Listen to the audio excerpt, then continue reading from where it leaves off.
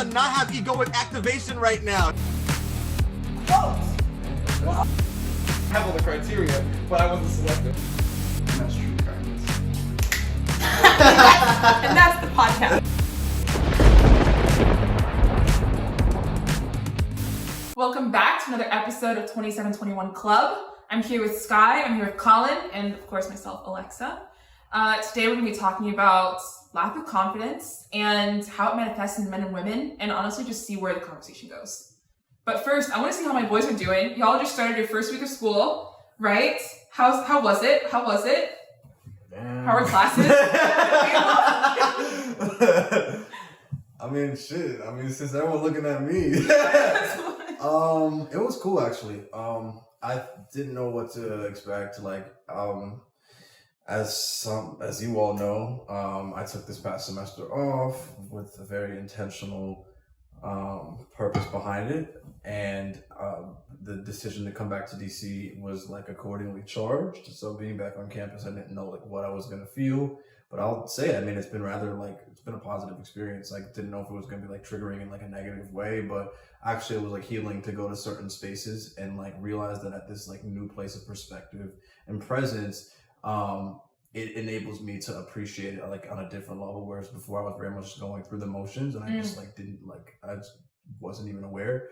Now I'm like was been removed from GW, from DC, from so much, so that now I'm back in these spaces and I'm like, you know what, like this is okay. And like there's certain things that held like a lot of energy. I went back to these places and I'm like, this is not so bad. So but as far as like classes and everything, like a lot of classes I'm taking are pretty interesting. I'm in classes with people I know. Only thing that's been different is the commuting thing, which is like sort of tough. I'm not used to that. Even as you guys saw, I'm used the bike for the first time today, and that was like different. I mean, I have a car. I'm from Alpharetta, Georgia. That's what I do most of the time. I use my car because Georgia is a very driving, driving lifestyle. So. But now I'm in DC again, and I'm not like in the microcosm of GW, so I'm commuting. But yeah, classes have been good, and blessed to be here, and thankful to be among my peeps, you know. I feel that I'm on the Columbia Heights. I'm in the hill, going up and down, timing things. Like I was going to, our event for tabling for the fellowship yesterday, and I couldn't find a bike, and literally this dude in front of me about to take the bike, and I was about to fight him. I was like, there's the very limited, battery powered bikes, and those things be zooming. You're like, okay, I'm chilling. Yeah. So I get on this slow scooter, and then I'm like, I spent $2. I'm like, I'm gonna get on a bike, I get down there faster, and it's just. Waste my time. So it's definitely like a shuffle adjustment, and just jump into the water and figure out how to swim and 100%. Adjust your time and schedule so that it makes sense. Yeah. Because I'll be slow in the morning too. I want to go to the gym, but I'm like I can't wake up that early. Yeah. And so it's like, all right, I'll time it. Won't go to the gym on Monday and Tuesday now. I'll do afternoon on Wednesday and time it when I have to be in the office. And so it's a lot of different things like that, but. I mean, school is cool. I mean, I'm in grad school, so it's weird. It's different. There's different expectations, but it's good. I can't complain. It's just discipline and getting your stuff done and turned in and being professional with your professors, which it's something I've learned throughout being undergrad GW of how to work with these people. So cool. I'm not too stressed. This is really just time management.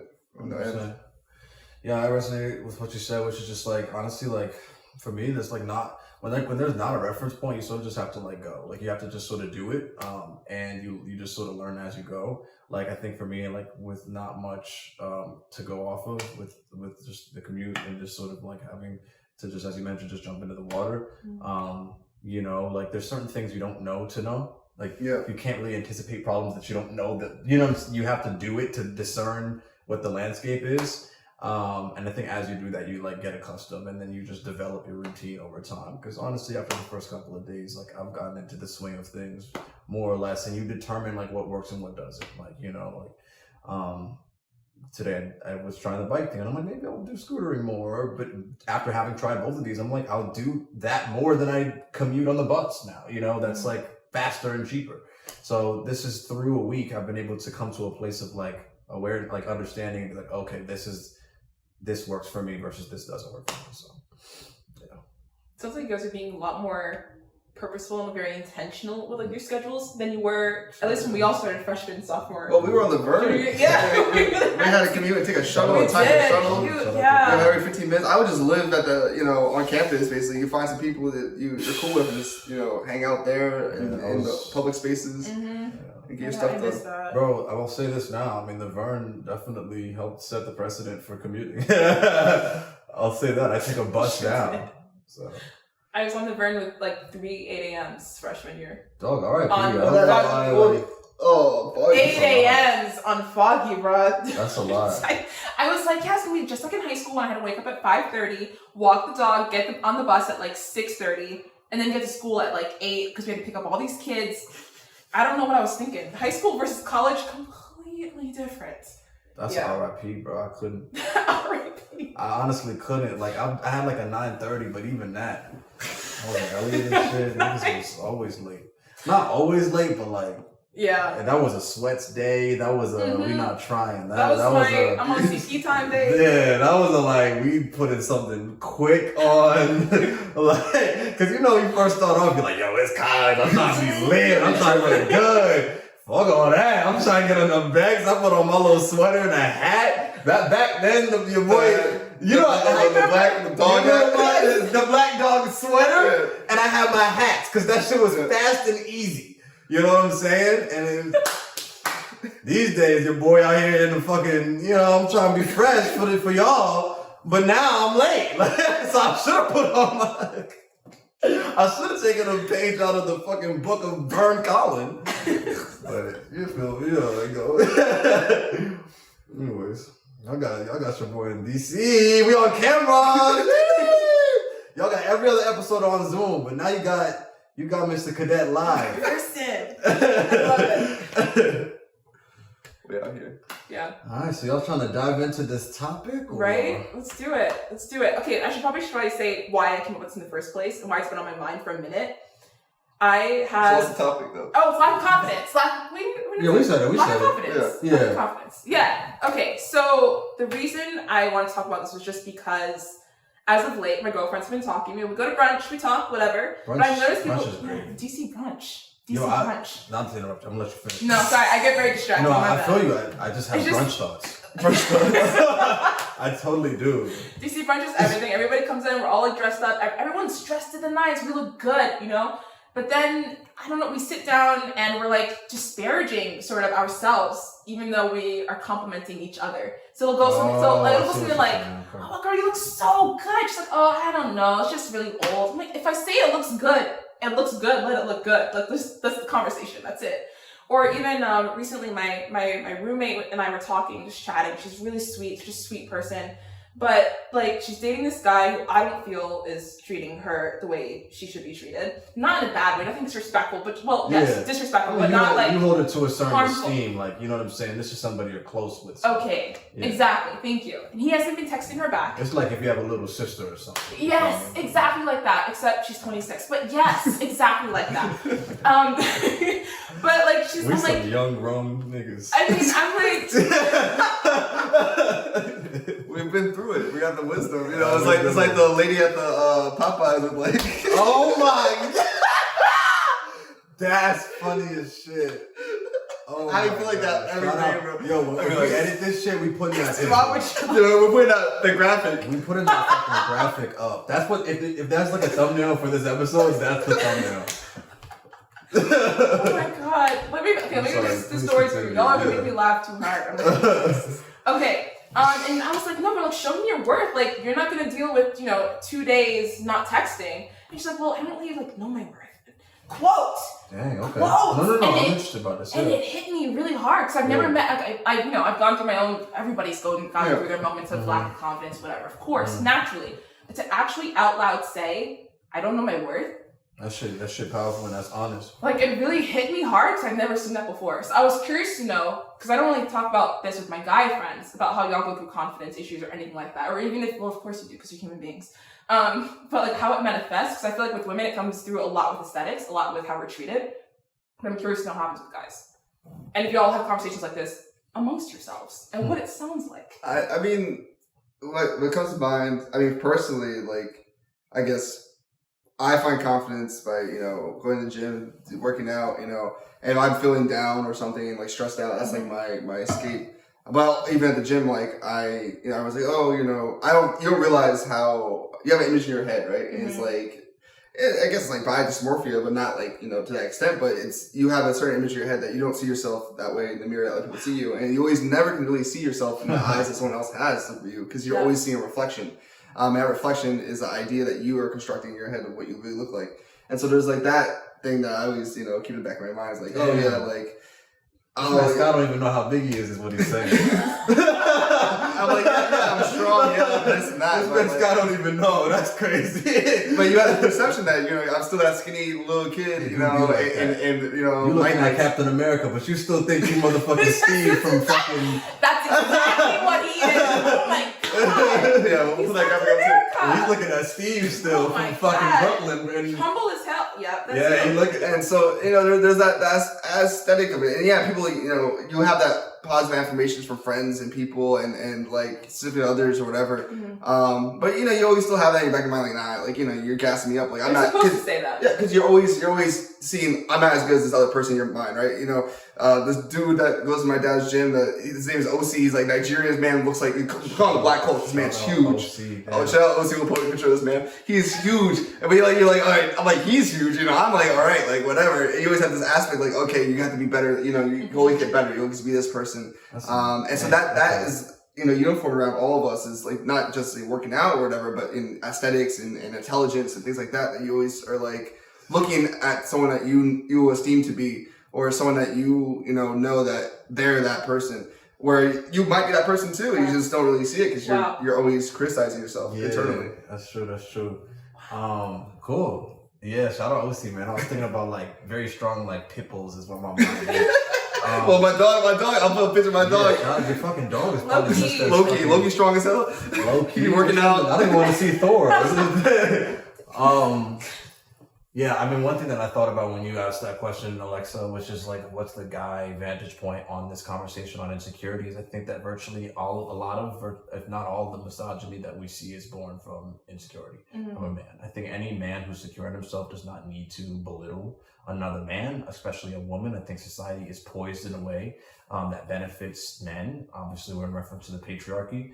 And I think that the men that indulge that inherent bias are men who already feel inner feeling of lesser. They already feel smaller. So it enables them to feel bigger, to make someone else feel lesser by leaning into a societal skew toward your masculine, your patriarchy, or you being a man. Me and Skye and Sam, his roommate, were talking about catcalling yesterday. We're like, does catcalling work? Like, logically, it's like, has that ever worked? Like, has catcalling ever actually enabled somebody to walk away with a girl? And even somebody did like research and made a YouTube video, and like the girl responded back to a guy who catcalled her. She's like, "I'll suck your dick," and he was like, "What the fuck just happened?" He was like, calling her because he wasn't really catcalling her because he wanted her. It was more of a flexing of his privilege as a man, because he probably felt small. Like there's this notion that like I can go outside and call these girls, and it makes me feel in control of things. But really, it's just like a reminder that on a deeper level you're not. And that you feel small. I think what Skye was talking about makes me think of like, something that I spend a lot of time with on a spiritual perspective, which is like conversations of ego. I, as you know, I think you might know, I started this past year through taking the semester off. I hired a trainer for like 3 months. And we did good work. Shout out Courtney. That was my trainer's name. He's a cool dude. He like gave Will Smith. Like he was from like motherfucking East New York, Brooklyn, like cool dude, Is it physical trainer? Gotcha. Was trying to put on muscle. The challenge was like the nutritional aspects of it. Your boy showed up virtually every morning. But the problem though is I think I got to a place in like this self-growth space where it becomes very, I think self-growth circles are like, you can just become very like, there's a potential toxic nature to a lot of the self-growth narratives, because at the foundation of it is like this I'm not enough sense. I'm not doing enough sense. Snaps. And I remember that like I eventually got to a place after being in my training program where I remembered that like when he first sized me up, he said like I was healthy. Like he said like you were in the green. So like actually like there was nothing like wrong with my physicality. It was just that I like wanted to be bigger. And like that sense came from this notion that what I am is like not like enough, which it is. I could get bigger and still be enough. But it's just, I think a big part of why I was getting there was because there was this force that I was like, this is the time to get better. Like I'm supposed to like be better physically and look better. And I'm like, I look good already. You see what I'm saying? Yeah. And I think that applies not only on the physical level, I think that applies on so many different levels. I think that a lot of us are poised in ways where we're like, I need to like become. That's a Wow. Never put your future as your salvation because the future never comes. Like the future's made up. It's not actually a real thing. Can we just repeat that one more time? Never make your future your salvation. Is that what you just said? Yeah. That's hard. That hit me really hard. I mean, this is inward work shit. This is shit that I've picked up on. Shout out my boy Eckhart totally because I even saw a recent thumbnail. I read his books, but like he has great content on YouTube as well. I saw like a thumbnail where he was like, the next moment never comes. I was like, whoa, that's powerful as hell. Really think about that. Yeah. It's like the next moment doesn't come because it's just made up. There only is this moment. The point is, it's just like if you are becoming all the time, then you never really are. You're not being. You know what I'm saying? You're just a human doing, not a human being. Yeah, you're trying to like. Ooh. Yeah. I stole that. That's not mine. No, that's so dope. I'm glad we said this. Like, just sort of like really, very much just not participating in yourself. Like you're not being. You're very much just in your head, and you're this ideal. Like you were talking about, not even being able to like to see yourself for now because you're still either in the past or in this like conceptualized picture of like the supposed future. 100%. And you never see yourself. And that's like one of the most painful things in the world is to like not see yourself. And then your life reflects that. I think one of the more powerful questions and conversations of confidence and security and insecurity is like, who are you in the first place? You spoke to your roommate and she was like, I don't know. What was it? I don't know my worth. I don't know my worth. That's a very honest statement. Do you think Black people know their worth? Absolutely not. Absolutely not. So let's talk about that. We say, because we measure worth from, externally, right? It's from the outside, community or your circle or your society, right? And so, especially speaking to Black people, obviously society does not appreciate Black people at all. And so I think that's where a lot of people don't understand their worth. In terms of, your roommate, looking at what factors happen in her life with relationships, friends, family, not validating or encouraging or actively devaluating. Yeah. Devalidating, excuse me. Devalidating. Yeah. That character. So no, I agree. It's very interesting. I think like just the way society's built, it's very competitive. It's very in competition. There has to be winners and losers. And so you're always in this rat race of trying to catch up to,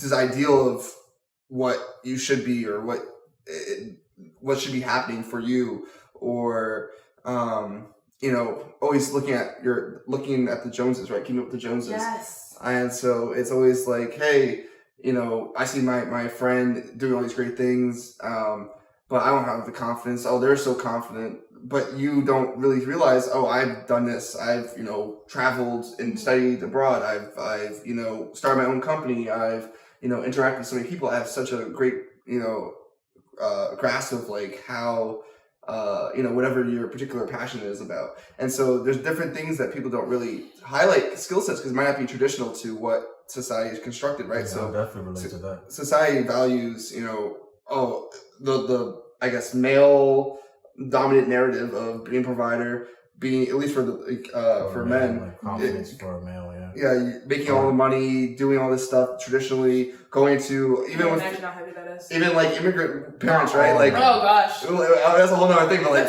you gotta be a doctor, a lawyer, and make all the bread, and this is what you're doing. But I think that's a premier masculine trope. Yes. I want to be careful to not generalize this for all men because there's the many different types of male experiences. But I wanted to just communicate that this. I'm saying this is the societal norm, societal masculine trope. Yeah, I agree. And the macho man. And many people, the provider. Yeah, and this is what's conforming to people to like, I guess, have that measuring point of like, oh, I'm doing this and stuff's not working out right now for me because I didn't go down this road or this path. And so people, your confidence gets lower because you're like, I don't really have a blueprint, because the blueprint that's set by society is to do this and that. And you already know there's success here, which is relative to the individual. And where you might be passionate about music, or you're passionate about art or something like that, that's a totally different pathway. It's more volatile, it's more risky, but there's more reward. And so people, you have these fights of confidence and measurement, because you're like, yeah, 100%, bro. That shit was no joke. I think doing music was probably one of the hardest tests to my sense of self. But I came out of it like a better person. I want to talk about some things. A lot of things came up just now for me. Right. Same. Yeah, a lot of things came up for me just now. I should keep notes. That's what I feel like. Y'all are dropping gems. Okay. So one of the first things that I wanted to say was one thing that I learned. We can spend a little bit more time in that another time, but I'm gonna go back. But go for it. I mentioned spiritually the concept of ego, which is obviously something that I've talked about a lot probably already on this podcast, but something that I'm just going to continue to talk about because it's a very important tenet of most spiritual perspectives, because it's I could incorporate in ancient African aspect of this as well, which is the lower versus the higher Ka, but just acknowledgement of the ego, which is this delusion of the separate self. The ego is actually something that can be complex, but also very somewhat simple to understand. Ego is any form of comparison. That's one way to understand ego. Any form of comparison. Because if I'm separate than you, then I have to compare myself to you. There's this notion that I'm not valid, or my validity is somehow measured in comparison or in contrast to you. Right. That assumes that things don't stand on their own. But that's not the paradigm that we're introduced to. I think our society has very much conditioned people into thinking that we have to compete with each other. This is a capitalist society. It creates scarce mentality, scarcity mindset. That's a state of consciousness. If you believe that you have to scrounge for everything in your experience, that's what your life will feel like. You'll feel like you always have to, but actually everything is abundant. If you go back to ancient Africans, these guys lived in spaces where the mineral, the life was abundant. There wasn't capitalist systems of do you know what I'm saying? Yeah. So we live in a world where we think even on a level of how much love is there in the world, how much all of these questions that you pose to yourself, there's more than enough. It's just that we're in states of scarcity where we think we have to prove ourselves in order to get these things. And ego is such where you compare your validity based off of something else. Listen, God made you a very authentic and unique expression in the universe. One time. And the whole story of this tapestry that we call the universe. You're very unique. Insignificant, but also really powerful. And to be honest, the finite nature of you is not that significant, but it also is incredibly significant because the thing that fuels it is eternal. If you allow yourself to sort of step into the unapologetic nature of what energizes this, this bodily form and this finite life through your eternal expression of God through you're doing the world an incredible service. And my intention for awakening is to shift humanity into a state of creation rather than a state of production. I was thinking about this earlier. In a production-based world, I was thinking about what's the difference between creating and producing. And I was in a factory, something you could produce 100 things, but you produce 100 of the same thing. But let's say there was a creative space where somebody created 100 different things versus 100. You know what I'm saying? Yeah. In this society, what's more effective? Let's say 3 people made 3 new things. In this society, what was more valuable was the factory that made 100 of the same thing. So what happens is you create a school system where kids go to school and they're determining their intelligence based off of standardization. Yes. I'm smarter than this kid, or I'm the smartest in my class because I have the best grade or something. Dog, there's so many different forms of intelligence. You're determining somebody's ability intellectually based off of referencing another person's intellectual prowess. I'm interested by the person's brain who did the thing that I didn't think to do, not the guy who did what I saw before, but better. That's the difference between production and curation. Yeah. I want my children to curate, things. I don't want them to produce. There's a difference in the two. 100%. One requires an instruction booklet, and the other is you are the instruction booklet. You create what you want. And so weave this a little bit into my personal experiences, and then I'll stop because I talk a lot. But like, I mean, that's why I have a podcast. No, this is for all y'all boys who are saying, "Oh, Collin, you need a podcast. Yo, I be talking, bro. You need some water." Shout out my boy Leo. I'm here. To leverage my personal experiences from this point, because I think it's one thing for me to be talking all of this, but you gotta weave it into experience that you've gone through. Okay.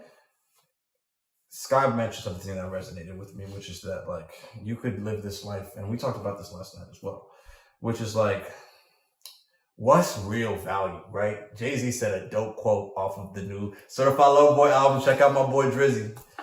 I don't know, bro. I fucked with the album, bro. I don't know. Y'all the Drake, man. Yo, It's energy for October. I'm just saying, it's me and him October niggas. So, 10/27. 10/27. Okay, one of my favorite. That's all I need. All right. So Hov said a great line on the Drake song on this new album, which is, "Y'all know the price of everything, but the value of nothing." Powerful. Y'all know the price of everything, but y'all don't know the value of things. That's powerful because here's how I thought about this, how it frames this next thought, which is like, we are often externally poised and we are trying to prove ourselves in these ways. But I was talking to him, I'm like, what is like real value? You know what I'm saying? Like, to your point when you were saying like, yo, like sometimes I forget to look at myself and validate myself and like pull from real things that I could be confident about, because I've been shrouded from myself and I've been miscommunicated what things I should feel proud about. Like, for example, like in high school, I was very high achieving. So like a lot of how I used to feel good about myself was like, oh, I'm like, got good grades or whatever. I got posse. Yeah, you know what I'm saying? Like I was the top of my class or whatever, and whatever. Now it's like, I mean, I'm very intelligent. I'm probably smarter than I was in high school, but it's less. But like, it's like less reflected in like grades, because I had gone through mental health challenges throughout college. The value of that though is like, I'm a better person. And I'm not just saying that in terms of like, oh, a better person. Like, I mean, like I actually had to go through like the drudgery and learn something about myself.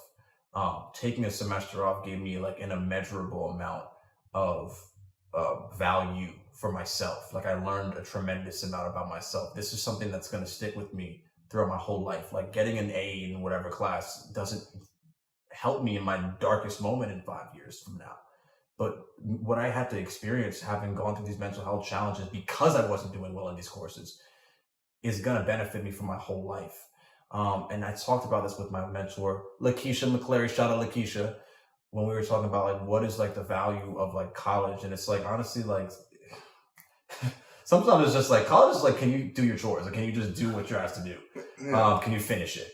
But like what you can really gain is like, how do you grow in that test of like, can you keep doing this? And like how I grew was like, I learned this tremendous amount about myself. And like, that helps me inform a lot of self-esteem. And it's like, man, like, fuck all that like confidence shit on some like, yo, like, yeah, like niggas look good or whatever. But like, yeah, I used to be smart. I was really smart in high school, top of my class or whatever. But like, I fuck with me because like, I saw what I had to go through and I know I got out of it. Like, no one can take that from me. Like every time I walk around, I'm like, I went through some really hard things and I'm standing up. Comes from within. Yeah. Like nothing else can, and that's really powerful. And I think on a deeper level, when we start thinking about like, that's why I wanted to pose the next question is like, how do you know your worth? Like your roommate was like, I don't know my worth. Like, how do you know your worth? I think it comes from, I mean, what helps me is setting goals, right? And checkpoints and things along your journey. And those things are things that are tangible that you can, say, hey, I achieved this. My first week of school, it went well. I got to see these people. I got to spend quality time with myself and value that, and different things that you set for yourself, and knowing that that's important, and that can help you understand, hey, I'm progressing, I'm working towards this, and that kind of gives validation when you're working with yourself. It comes from your friends and that network and support that you have developed. Reflection a lot too. I mean, like looking back at us like 4 years ago, it's totally different people, and then seeing that growth of like, hey, where we really grew a lot, and seeing shout that. out Vern Collin with the motherfucking hat pulling up on the bench. I did look back on myself as a freshman. But like reflecting on those times and seeing, okay, yes, the maturity has happened. Yes, growth has happened. I was able to achieve these things throughout my tenure at school. I was able to do this and that. And those things, I think, help you with your confidence and your self-worth and determining, things. And also, like, for me, like, having younger siblings, I always, being the oldest and having that responsibility is always like, hey, I need to make sure that I'm staying a path and learning all the things I can so I can share it with others. Yeah. And I mean, this is what we do with this podcast as well. We're teaching lessons to everyone else that we're talking about, ideas that we've experienced, and just, ironing it out so people can grow and understand, hey, I did a lot. I've, achieved. I am worth it. I am, you're all worth it. It's y'all are amazing. And so I think that those are the kind of the checkpoints I've been able to do, to make sure that I stay confident, keep my head up every day. Yeah. No, I hear you. In the beginning, I could do goals. I could make it something that was outward of myself, but there were moments where I was down. Like I was really down on myself, and I could not do that to myself because I'd be setting these unrealistic goals. Yeah. Like I'm trying to give you an example that's like super minor. Okay, we're gonna go on a run, and the goal would be to finish a 1 mile, 2 mile run, whatever. Instead of the goal being something that's more attainable, like I don't know, you're going to go on this, you're going to run as fast as you can for as long as you can, and then you're going to stop, rather than setting yourself to a particular thing that you're going to, compare you're having won to. Yeah. So I was setting these unrealistic goals for myself, and it just made me even worse. So actually what ended up helping me was bolstering my lack of confidence with supporting my self-esteem. So through my self-esteem, my confidence became so much better. So I'm trying to think of an example that I could come up with for self-esteem. Perspectives. Y'all know how I work with perspectives, and like imagery helps me and whatnot. And I heard this woman was telling this story, and she was talking a lot about how a lot of women compare themselves to one another, and that talk about comparison. And it was this matter of you see a garden and you see all these different flowers, the human race, and then each flower is a different look of human, not species, not race, not any of that, but really just how you look different. You may be a sunflower and he's a daisy, or back and forth, whatever, it doesn't matter. But one is beautiful, the other is also beautiful. Doesn't take away from each other. As a bouquet, it's gorgeous. So I try to see that with other women too. If I was ever coming from a place of lack of confidence, seeing someone else and be like, wow, she looks so good. Oh man, I wish I looked just like her. Look how she's so poised. Look how she's so like on top of it. All of that kind of stuff I'm getting in my head. I'm like, oh geez, I'm like folding into myself here, and that's just not who I am. But something that helped me so much was like, well, I'm a rose and she's a daisy. We're both beautiful. We make a great bouquet together. Yeah. And then I could just get out of my head completely. Perspectives help so much. So just go around thinking of it that way, and I'm a different kind of flower. It makes me think of the analogy I used in an earlier podcast about mosaics. And how the experiences we learn, lessons we learn, we're a mosaic of the people that we interact with. And so that's also true with people that you're around and people that you interact with, is that you're creating this beautiful mosaic, and everyone has a part to play. And you're all equally important, and draw a certain attention from different people, and you all can tell a different story. And so, I like that analogy that you talk about with bouquet of flowers. And I think there's this, like we said, about how there's so much competition within like our society. People have to realize there's not just one spot to take.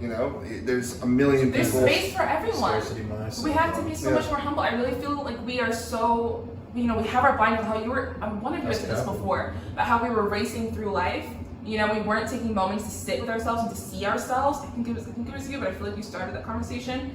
And in my head, I got this imagery of, someone's running, we're racing through, like, Usain Bolt type racing through, and on one side is this wall of mirrors, and this other side just a bunch of people. So you can either turn to compare yourself to people, Or, you know, you're having your blinders on, you're going, you never have time to sit with yourself, to know yourself. How can you be confident in something that you don't know? How can you have self-esteem in something that you don't know? Just to sit with yourself. You know what I'm saying? To sit with yourself. This is what I always tell my girls too, is like sit in front of the mirror. I'm saying for real. Sit butt-ass naked in front of the mirror. Look at yourself.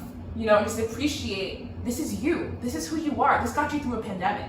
This got you through everything that's going on in your life. This got you through whatever hard times you had, whatever great times you had. This particular thing enabled you to live the life that you have up to the point that you have. And look at all that you've accomplished. You wake up every morning, you are breathing. There is air in your lungs. Talk that. How lucky are you? Like sometimes I wake up in the morning and I'm like, Talk wow. I feel so, look at the sun coming through my blinds. It's That the one blind is gratitude for broken. me. That one blind is broken, but you know what? It lets that much more sunlight come through. And that makes me feel so, so good. So I try to think of it that way. Just look at your life, sit down, look around, just sit in the moment. Be in the moment. And then you get to see things so much more clearly. And then you can actually be appreciative of what you have. And then you can actually stop running, 100%. turn to the mirror side, and sit and look and actually smile. Because I find that we only look at the mirror when we're knocked down. Right? We're knocked down, we're in pain, we get a glance, we don't like what we see because we're down, we're not up. It was not our decision to look in the mirror. We're being forced to look when we're not ready. And we're in pain. Who wants to see yourself when you're in pain? You know what I'm saying? Yeah. So then people don't want to stop running. They don't want to stop comparing. They don't want to look at this side of the mirror. They don't want to stop and look at this because every time that they have, they've only seen People be running from themselves. People be running from themselves. And the thing is, specifically the parts of themselves that they are not accustomed to seeing or that they don't want to see, because for them it's weakness. For them it's something that no one compares someone's While low to their low. While you running from yourself, you ultimately run into yourself. Yes, exactly. So that's at least how I see it. So if I'm not in a space of being able to set goals just yet, I sit and I look at myself and I just think, wow, look at everything I've done. Like, I have these friends. I've gone to this school, whatever. You know what? I don't think that's a huge accomplishment. I was about to say it too. But I'm like, yo, we on record, so it's like, I got your degree. You know, I got my degree. But no, that's still incredible though. Like, you know, I got my your degree. flowers for I that. Like, have my own place. That's like a I have my own place. I have my accredited savings. institution. That's like a. I got my family to where it's a decent spot. Like, those are huge accomplishments, and I can't just look at that and be like, well, but I didn't do what they did. I didn't do how much they're doing. What is that? Because the truth is, we never see when they're down, right? We never know what they're going through. We just see this perfect ideal, especially with social media, all that stuff. It's like being comfortable in vulnerability is like so you have hard. to see your heroes fall. Yeah. Like it was Nas said this one quote where it's like, oh man, I can't remember it, but I said it in therapy the other week. It was like, even the strongest kings and queens band would never break, or something like that. But like, think about that. Like, even the strongest band. But that's jarring, isn't it? Though, like, to look at your heroes and to see them bend, or even to see them break, is so jarring. Like, let's start with, like, your parents. Have you ever seen your parents cry? Have you ever seen your parents in a position where, you gotta see like, where they just were not where you used to see them? It's jarring. Oh, It's really jarring. And that can be really hard to see. So how are you supposed to reckon with that and be comfortable with that?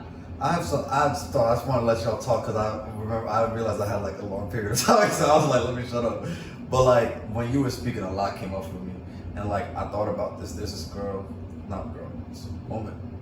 Thank you. Oh, I love it. Can we just pause? Moment. I love that. Okay, continue. That just made me really happy. I have no discussion about that, because my language, I gotta start speaking Spanish and shit. Ay, caramba. So there was this woman. Go on. There's a woman on Blackish. It's the grandma. What's her name? Do you guys know what I'm talking about? Yeah, she. Oh my goodness. Hold on. She was pretty much talking about what you were talking about, which is like this whole, like, the hardest thing to do is look at yourself in the mirror. Kendrick Lamar also said a very similar thought, which is like one of the hardest things to do is just look at yourself in the mirror, which is like powerful. Jennifer Lewis. Yeah, what's her name? Jennifer Lewis is her real life name. Jennifer Lewis. Shout out Jennifer Lewis. She's great. She's powerful. She's doing a lot of this work. Her Breakfast Club interview was fantastic. Oh yeah, she's really powerful, man. She's gone through a lot too. Sorry, but continue. Like sex addiction, bipolar disorder. She had depression. She was going through it. But look at her.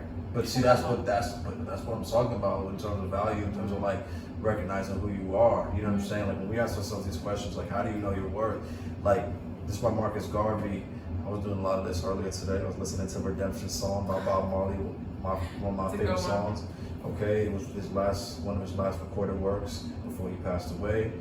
He was inspired by Marcus Garvey, who was actually a tenant. His teachings were a tenet of Rastafari in culture. And Marcus Garvey talks about knowledge of the self and how you must free yourself from your mind. Marcus Garvey was sampled on Kids See Ghosts by Kanye West and Kid Cudi in 2018. All right. I love Kid Cudi. Who's also Kid Cudi's a huge advocate musically for mental health. So Marcus Garvey talks about knowledge of self. Bob Marley says a quote: "Emancipate yourself from mental slavery. None but ourselves can free our minds." Very powerful. This is pertinent in the conversation of how do you know your worth. Knowledge of self is incredibly important. The reason why Black people have been in the state that we have been in the way we have been for the past couple hundred of years is because we don't know who we are.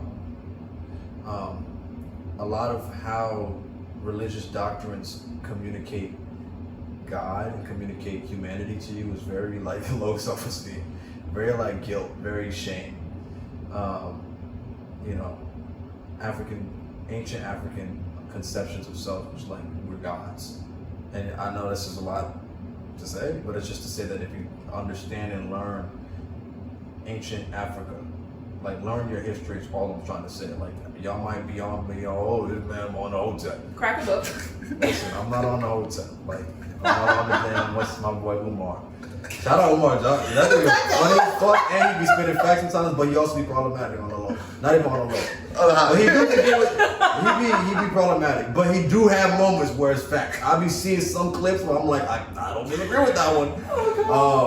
What I'm trying to say is like, learn your fucking history, and I'm not like you can say think whatever you want of it. I don't care. I know my history, so if you niggas are still in your motherfucking mental slavery and you guys are hating on the young king for trying to free you, then that's fine.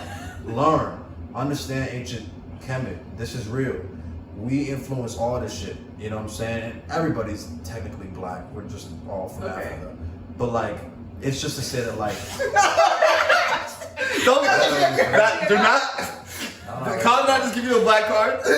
Y'all don't say the damn N word though. Don't take that too far. We are all similar. We're all based in Africa. But this is the thing you were saying about, you know, when you have separation, right? When people see different differences between each other, and they don't realize that we're all connected, right? The connectedness of everybody, we're all the same. Yo, it's the same species, bro. It's like literally the same. All right, I know I'm diverging from what my point was. What I was really trying to say is I was trying to talk about knowledge of self and self-worth. When you ask yourself the question of like, how do I know my worth? You need to know who you are. Who are you? On a human level. On a human level, you are based in Africa. You are based in a continent that the Black woman is the mother of humanity. That's irrefutable. That's what I'm trying to say, in that we all stem from Africa. We all stem from Blackness. We all stem from an ancient lineage that is immeasurably powerful. This is facts. If you don't know that, you will live at a very lower state. You will think that you are like a small being who is like should be ashamed of their humanity and your like body. You aren't body. You're more than body. You are you're an eternal spirit experiencing a human experience. You have inherent value because you exist. I'm gonna pause there. You have inherent value because you exist. Alexa brought up the point about flowers. There's a rose, there's a daisy. Let's back up a little bit. Let's just talk about nature. You're actually the same thing as the rose and the daisy. What I mean is you are nature. Carbon. You're nature. You are the same as this Mother Earth. You're a part of nature. You're not different from nature. You are nature as well. Every expression of God has its own inherent value. There's not, when I think about how do I remind myself that I'm valuable, I know I'm inherently valuable. I recognize if I don't think I'm valuable, I've been obscured by it. I've been obscured from my value. That's what happens. It doesn't have to be proven. It just has to be reminded. And accepted. It's not about like Collin Cadet is inherently valuable. God has a whole story to tell through Collin Cadet. Okay? And I don't care about not that I don't care about it, but I don't know future-wise what the story looks like. In this moment, I exist. There's a intelligence that's my blood. I'm alive right now. I'm not consciously making my bodily system work. You know what I'm saying? Yeah. Everything that's keeping me alive right now is like a blessing. Going back to being present, going back to just recognizing the inherent nature of your experiences. There's so much to be grateful for. There's so much to recognize, like realizing you're loved, realizing that like I'm alive, that my breath, that I like not only am alive, but I am life. You know what I'm saying? I'm thankful for and to life. Is one of my gratitude affirmations I write daily. You know, I know I've been on a spiritual perspective and y'all gonna be like, this man on hotel, whatever. I'm trying to communicate like real teachings to like remind specifically people of color, like who they are. We have been in a state of low self-esteem for a very long time. This is why I'm bringing all of this in. The theme today was insecurity. We are people of color. This is Black men and women. You are the mother of humanity. This is a fact. Black women unfortunately deal with some of the most disrespect in this country. Unfortunately have to deal with probably some of the most like consistent struggles with insecurity.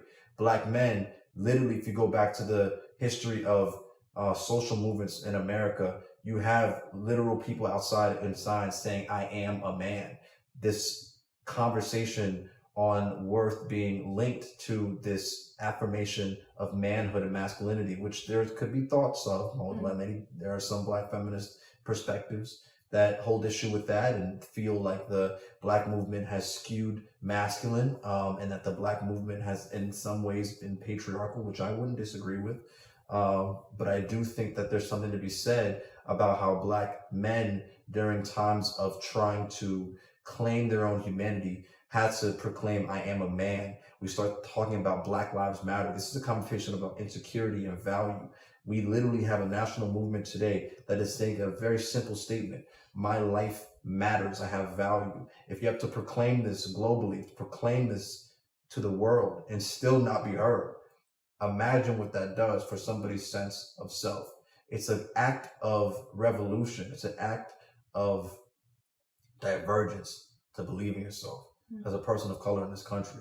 It's an act of sheer, it's a dare. True like power to remind yourself who you are, learn your history. Okay. Nobody has to agree with everything I'm saying, but you just need to learn for yourself. Okay. You have an incredibly powerful history. And if you empower yourself, it'll remove you from a mentality that's small, that's limited, and you will recognize your inherent value in God. You have nothing to prove. Just remind yourself who you are and be that unapologetically. I'm talking to myself right now. You feel me? Because it's like, this is not easy work. If you've been conditioned to the extent where your unconscious mind, 95% of your you have like over 100,000 thoughts per day. A majority of those thoughts are unconscious thoughts. These are things that are habitual, things that you're not aware of. This is the product of conditioning, and also conditioning is a product of an environment. Environment exists, you exist in it, it influences how you understand yourself. And so what happens is you subconsciously think of yourself in very specific ways, and you have to teach yourself out of it. I could get into a lot right now. I'm not going to go there, but I could talk about the frontal lobe. I could talk about the like nature of the subconscious mind and like how I'm doing this work, and that's another conversation for manifestation and all that. But like to be very intentional to emancipate your brain from like how you've almost encoded through conditioning how you are, because I can consciously say all I want. Oh, we was kings. That's just so all y'all who I'm giving it to y'all. We was kings. We was from Africa. We should be great. The white man, blah, say blah, blah, blah. Wake up, y'all. Let's empower ourselves. Right? That's all fun. Yeah. Okay. And then I'll go outside and I'm like, fuck. You see what I'm saying? Like I still like feel like shit. You know what I'm saying? I don't feel these ways that much, but like not anymore because I'm intentional. But it happens occasionally. The reason is because there's a condition in the subconscious mind over like a long life of constantly reinforcing a certain thought pattern. So you have to like be intentional and do that work to remind yourself. I said it's over. I'm no longer gonna be a soldier. We will never let you take us over. I said it's over. I'm not even looking for no closure. Waking up my people like Folgers. I said it's over. I'm no longer gonna be a soldier. We will never let you take us